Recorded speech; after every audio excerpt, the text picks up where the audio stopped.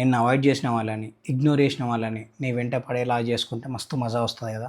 ఏం చేస్తే నీ వెంట పడతారో నేను మీకు క్లియర్‌గా ఎక్స్‌ప్లెయిన్ చేస్తాను. నచ్చితే ఫాలో చేయడం మర్చిపోవద్దు. ఫస్ట్, డైలీ నీ సైడ్ నుంచి కాల్స్, మెసేజెస్ చేస్తూ ఉంటావు. ఎప్పుడో ఒకసారి వాళ్ళు రెస్పాండ్ అయితారు. నువ్వేం చేస్తావు? వెంటనే మళ్ళీ తిరిగి రెస్పాండ్ అయితావు. అలా కాకుండా వాళ్ళ మెసేజెస్ చూడు, బట్ రెస్పాండ్ కాకు.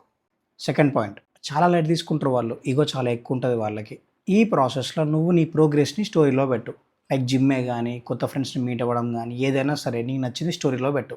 థర్డ్, వాళ్ళకి ఈగో ఉంటది. మళ్ళా నువ్వే పక్కా చేస్తావు అని నమ్మకంతోని వాళ్ళేం చేస్తారంటే, ఆ స్టోరీకి నైస్ అని కామెంట్ పెడతారు. సర్కాస్టిక్‌గా పెడతారు. నువ్వు అది కూడా చూసి రెస్పాండ్ కాకు.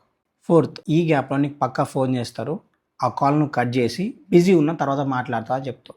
ఫిఫ్త్, వాళ్ళకి కాలుతదప్పుడు మెసేజెస్ పైన మెసేజెస్ చేస్తూ ఉంటారు. కాల్స్ పైన కాల్స్ కూడా చేస్తారు. నువ్వు కట్ చేస్తూనే ఉండు. బిజీ ఉన్న తర్వాత చేస్తా అని చెప్పేసేయి. ఖచ్చితంగా నీ కాల్, మెసేజ్ కోసం వాళ్ళు వెయిట్ చేస్తూ ఉంటారు. బట్ నీ సైడ్ నుంచి వాళ్ళకి వెళ్ళదు.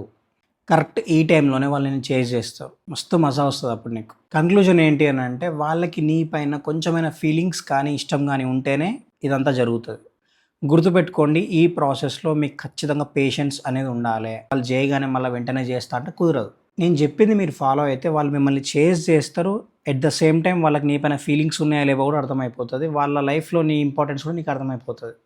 ఫర్దర్ వీడియోస్ కోసం ఫాలో చేసుకొని పెట్టుకోండి.